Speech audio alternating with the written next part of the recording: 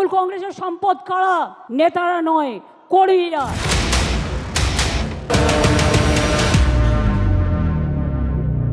আমরা গর্বিত, আমাদের সঙ্গে একজন মমতা বন্দ্যোপাধ্যায় আছে।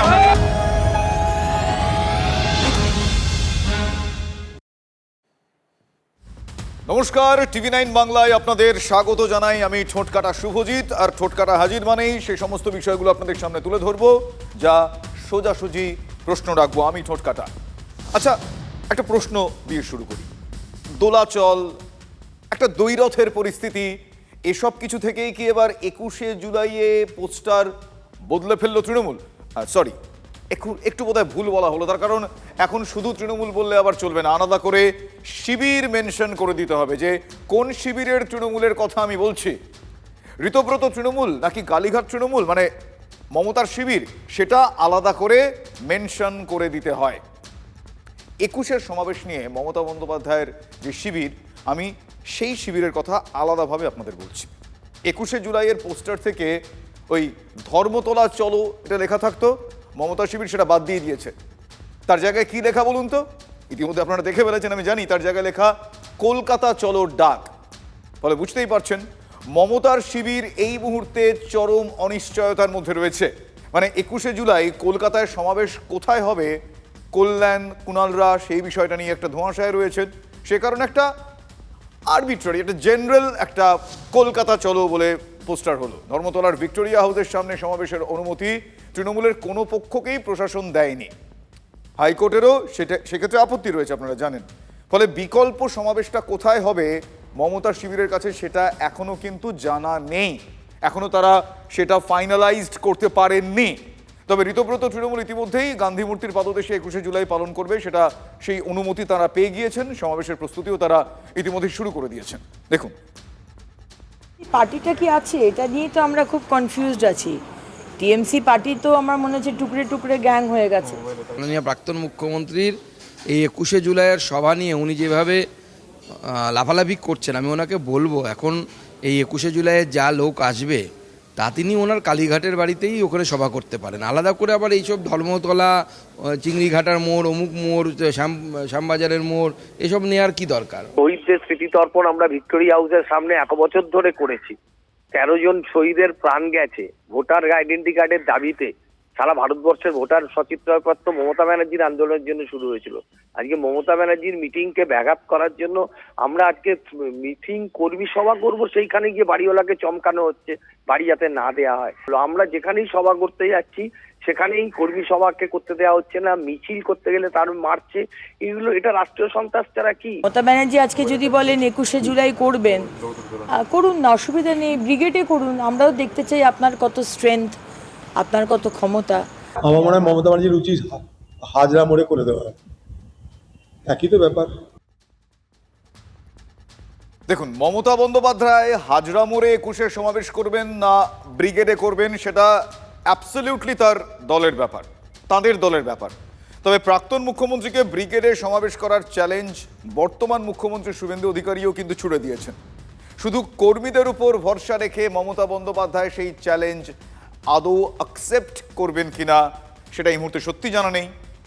বিশেষত এই বর্তমান যা পরিস্থিতি, সেই পরিস্থিতিতে জানা নেই। যেখানে তৃণমূলের কর্মীরা এই মুহূর্তে বিভ্রান্ত হয়ে আছেন, আসল নকলের ধন্দে আছেন, সেই পরিস্থিতির মধ্যে বর্তমান মুখ্যমন্ত্রী এই চ্যালেঞ্জ প্রাক্তন মুখ্যমন্ত্রী অ্যাকসেপ্ট করেন কিনা সেটা নিয়ে একটা বড়সড় প্রশ্নচিহ্ন। তো ব্রিগেডেই করতে চাই, তো ব্রিগেডটা দিক। কিন্তু ব্রিগেডের সমস্যাটা হচ্ছে এই যে ভরা বর্ষা, যেটা আমাদের 2011 সালে একটা বিরাট প্রবলেম হয়েছিল। জল কাদার এমন থাকে মানুষ দাঁড়াবার অবস্থা থাকে না। ফলে জোর করে ব্রিগেড বললে তো হবে না। সেটা ব্রিগেড আমাদের যা জনসমর্থন, আমাদের কর্মীরা উৎসাহিত, আমরা ব্রিগেড ভরিয়ে দিতে পারি। ভিক্টোরিয়া হাউসের সামনে যেহেতু ওখানে গণহত্যা হয়েছিল, মৃতদেহগুলি পড়েছিল, তাই ওই স্পটেই শহীদ তর্পণ এক বেলার জন্য অর্ধেক রাস্তা আমরা পারমিশন যদি দেয়। কংগ্রেসের বিষয় ছিল, আপনি হাইজ্যাক করেছেন। এই গদ্দারির কথা আপনার লোক বলছেন না, কালকে কল্যাণ বন্দ্যোপাধ্যায় বলেছেন এরা সবাই গদ্দার। কংগ্রেসের সাথে গদ্দারি করে আজকে টিএমসি পার্টিটাকে করেছে। কংগ্রেসের শহীদ দিবসকে সে তার দলের বার্ষিক উৎসবে রূপান্তরিত করেছিল। শহীদ দিবস তো ছিল না, উৎসব দিবসে রূপান্তরিত করেছিল। সেখানে শহীদ দিবসে কোনো মূল্য ছিল না। আমরা এখন আর তো কোনো বাজারে কিছু নেই, সব থেকে ভালো হাজার মানে স্ট্রিট কর্নিং করে দেওয়া। কোথায় ছিলেন 21শে জুলাই 1993 যারা বড় বড় কথা বলছেন, কোথায় ছিলেন? No I card no vote. Mamata বন্দ্যোপাধ্যায়ের নেতৃত্বে তৎকালীন যুব কংগ্রেস যখন আন্দোলন ডেকেছিল, তখন তো তখনকার প্রদেশ কংগ্রেসও বিরোধিতা করেছিল, সামিল তো হয়নি। মমতা বন্দ্যোপাধ্যায়ের আন্দোলনের স্রোত, 14 জন গুলিতে নিহত। শহীদ তর্পণ মমতা বন্দ্যোপাধ্যায় সারা ভারতকে নজির দেখিয়েছেন যে কোনো আন্দোলনে যদি কেউ শহীদ হন, সেই পরিবারের পাশে দাঁড়ানো এবং প্রত্যেক বছর শহীদ স্মৃতি তর্পণ ধারাবাহিকভাবে পালন করে যাওয়া, এটা তো মমতা বন্দ্যোপাধ্যায় দেখিয়েছেন। কারা আজকে এসব করতে চাইছেন?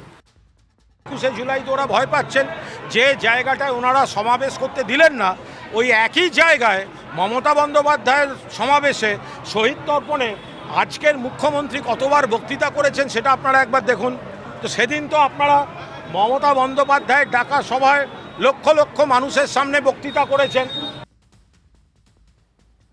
21শে জুলাই নিয়ে এই টানাপোড়েনের মধ্যে ঋতব্রত বন্দ্যোপাধ্যায় আজ আবারও দাবি করেছেন যে তারাই আসল তৃণমূল।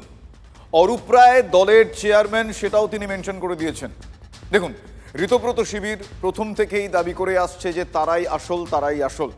কিন্তু আজ আলিপুর আদালতের একটা রায়ের দাবি সেখানে স্পষ্ট করে মেনশন করেছেন ঋতব্রত বন্দ্যোপাধ্যায়, আর ওই রায়ের কপি নির্বাচন কমিশনেও তারা পাঠাবেন বলে জানাচ্ছেন। ঋতব্রতর কথা অনুযায়ী 22শে জুন জাতীয় কর্মসমিতির বৈঠকের ভিত্তিতে যে কমিটি তৈরি হয়েছিল সেটাই একমাত্র আইনগত স্বীকৃত দল, আর ওই কমিটি বাদে কেউ নিজেদের তৃণমূল বলে দাবি করলে সেটা অবৈধ। প্রশ্ন হচ্ছে, তাহলে আলিপুর আদালতের ওই রায় অনুযায়ী মমতার তৃণমূল কি অবৈধ? মানে সে কারণেই কি এখনো 21শে জুলাইয়ের সমাবেশ করার প্রশাসনিক অনুমতি মমতা বন্দ্যোপাধ্যায়ের শিবির, মানে মমতা তৃণমূল শিবির পেল না, মানে এখনো পর্যন্ত পায়নি? এই প্রশ্নটা কিন্তু উঠছে। অল ইন্ডিয়া তৃণমূল কংগ্রেস যার চেয়ারপারসন অরূপ রায়, তা বাদ দিয়ে কেউ যদি কোথাও নিজেদের অল ইন্ডিয়া তৃণমূল কংগ্রেসের অফিস বেয়ারার বলে দাবি করেন, সেটা অবৈধ, ইল্লিগাল এবং রেস্ট্রেন্ড করা যাবে না। একদম ক্যাটেগরিক ইংরাজি শব্দের যে ইমপ্লিকেশন দাঁড়ায়, দে আর রেস্ট্রেন্ড। কিসের থেকে রেস্ট্রেন্ড? From interfering with the administration of the party. Ritabrata Banerjee নিজেকে ক্লেম করছেন, কিন্তু সেখান থেকে ইসিআই থেকে এখনো কোনো নির্যাস আসেনি, সেটা আপনারা জানেন। অলরেডি আমাদের যা বক্তব্য সেটা আমরা ইলেকশন কমিশনকে জানিয়েছি, কিন্তু ঋতব্রত ব্যানার্জি কি বক্তব্য সেটা এখন ইলেকশন কমিশনকে উনি জানিয়েছেন কিনা তার প্রতিলিপি আমাদের কাছে নেই। ইন দ্য মিন টাইম 3 জন সাডেনলি তারা এসে মনে করেছেন তারা আলিপুর কোর্টে মামলা করবেন, তারা আলিপুর কোর্টে একটি মামলা করেছেন। এটা একটা এক্স পার্টি অর্ডার পাস হয়েছে, যেটাতে প্রাইমা ফেসি প্রথম দিন একটা ইন্টারিম অর্ডার পাস করা যায়। কোর্টের সেই অধিকার আছে, সেই কোর্টের কাছে গেলে সেই ইন্টারিম অর্ডার পাস হয়, সেই ইন্টারিম অর্ডার পাস হয়েছে, এটা নিয়ে নেসেসারি অ্যাকশন নেওয়া হবে। একটা বিভ্রান্তি সৃষ্টি করার চেষ্টা করা হচ্ছে এই আইনের কথা বলে, এই কোর্টের অর্ডারের কথা বলে। এটা একটা জাজমেন্ট নয়, এটা কোনো ফাইনাল অর্ডার নয়। এটা ঋতব্রত ব্যানার্জিরা অন্য লোককে দিয়ে করিয়ে নিজেরা বেনিফিট নেওয়ার চেষ্টা করছেন। কখনো ইসিআইয়ের কাছে গিয়ে বেনিফিট নেওয়ার চেষ্টা করছেন, কখনো আলিপুর কোর্টের কাছে গিয়ে বেনিফিট নেওয়ার চেষ্টা করছেন।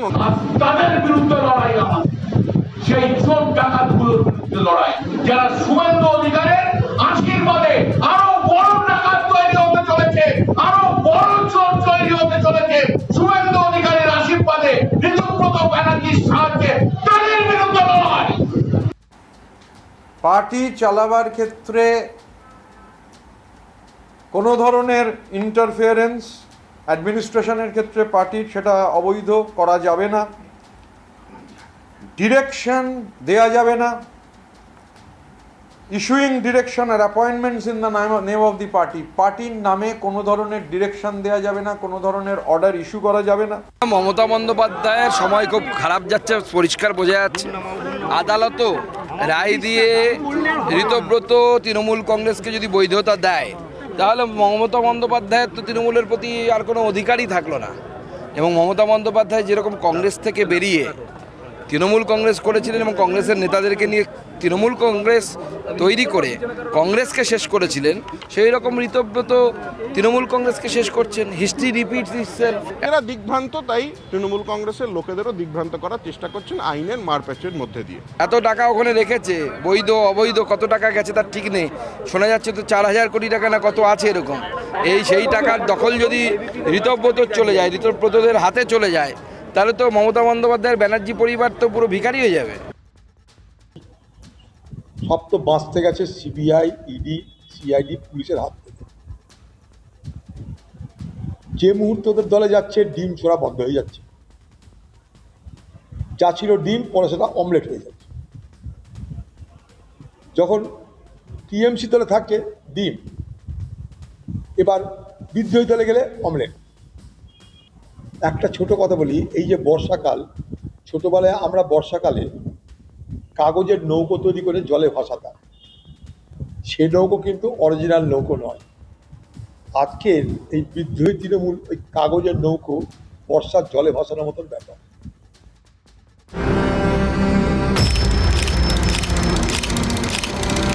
নেতা হতে গেলে অনেক কিছু ত্যাগ করতে হয়। আপনাকে কে ডেকেছে প্রমাণ দিতে হবে না, নাম বলুন। সবাই মমতার উপর আস্থা আছে আমাদের।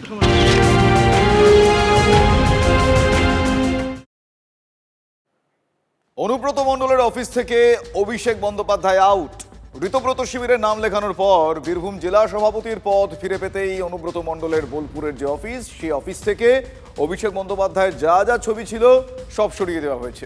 না, মমতা বন্দ্যোপাধ্যায়ের ছবিগুলো সেখানে যেরকম ছিল সেরকমই আছে।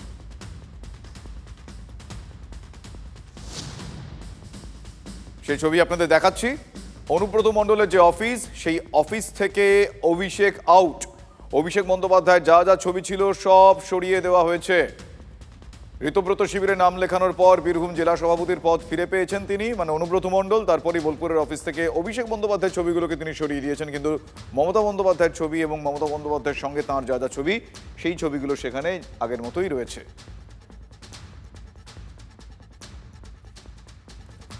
জেলা সভাপতির পদ ফিরে পেয়েই ঋতব্রত বন্দ্যোপাধ্যায়কে অনুব্রত মণ্ডল ধন্যবাদ জানিয়েছেন।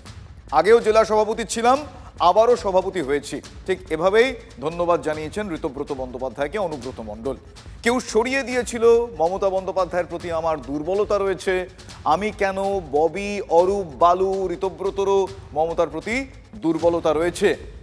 কিন্তু প্রশ্ন হচ্ছে, এই যে কেউ সরিয়ে দিয়েছিল, এই কেউ বলে কাকে? মানে নাম না নিলেও ঘুরিয়ে কি অভিষেককেই নিশানা করলেন অনুব্রত মণ্ডল? আর তাই কি নতুন দায়িত্ব নিয়ে অভিষেককে আউট করে দিলেন? ছবি আউট হয়ে গেল অফিস থেকে। আগেও তৃণমূলের সভাপতি ছিলাম, আবার সভাপতি। ধন্যবাদ জানাই।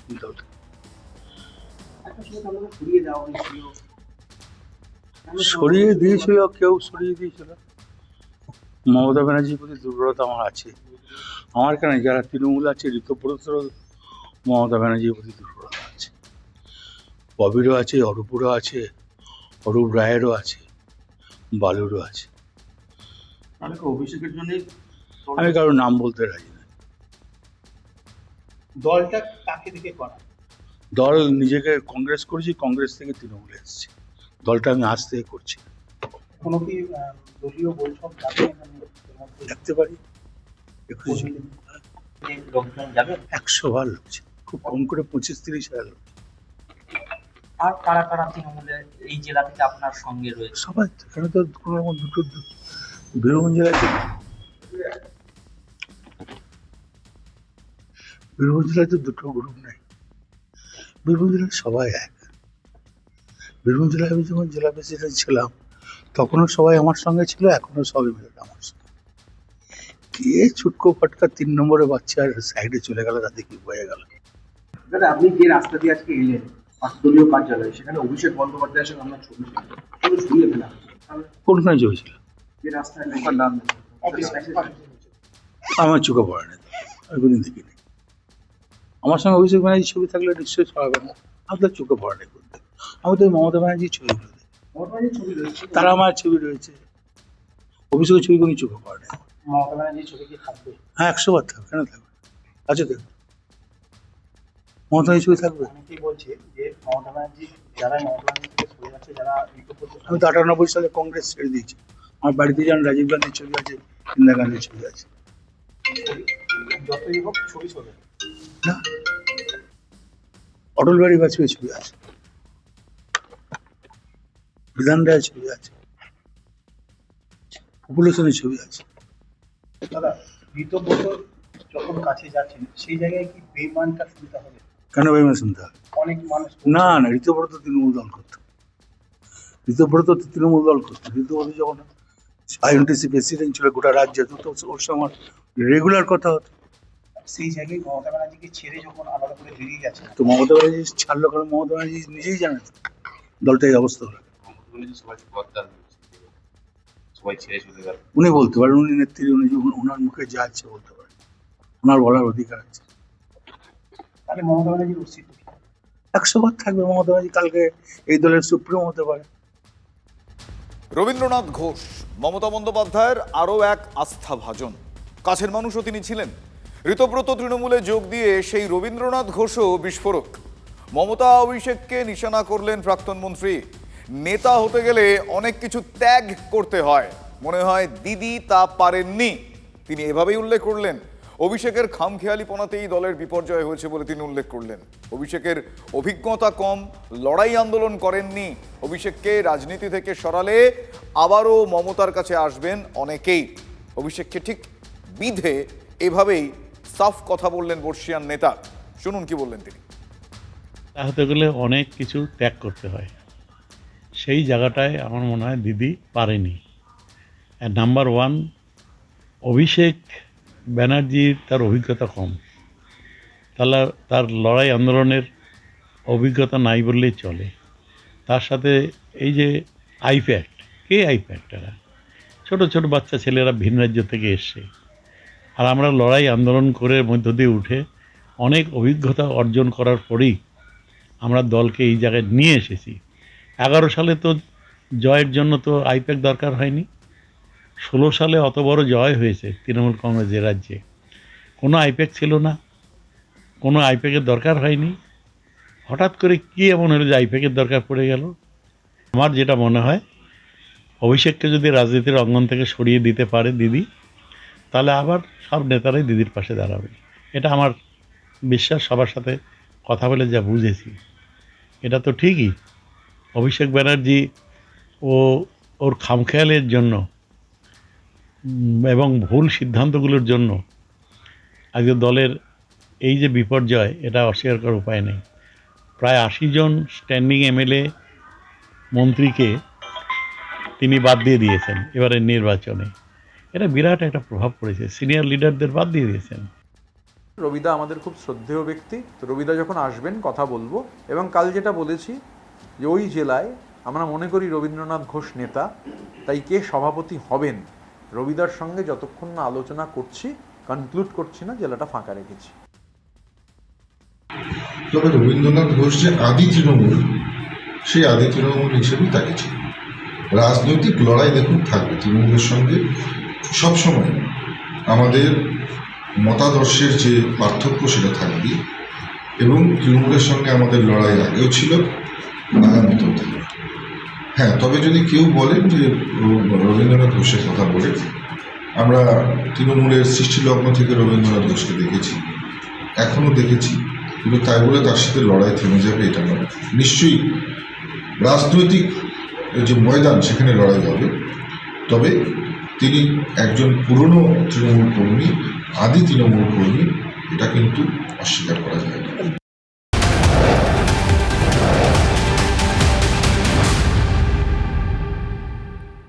16ই আগস্ট এখন থেকে আয়ুষ্মান দিবস। আগের সরকারের খেলা হবে দিবস বাতিল করে দিলেন শুভেন্দু অধিকারী। মেচেদায় কর্মী সভা থেকে বেরিয়ে একথা ঘোষণা করলেন মুখ্যমন্ত্রী শুভেন্দু অধিকারী। এবার থেকে 16ই আগস্ট আয়ুষ্মান দিবস হিসেবে পালিত হবে। আগের সরকারের খেলা হবে দিবস বাতিল করে দিল শুভেন্দুর সরকার। মেচেদায় কর্মী সভা থেকে বেরিয়ে কথা ঘোষণা করলেন মুখ্যমন্ত্রী শুভেন্দু অধিকারী। 16ই আগস্ট সরকারের 100 দিন পূরণ হবে। 16ই আগস্ট ভয়ঙ্কর দিন কলকাতার ক্ষেত্রে।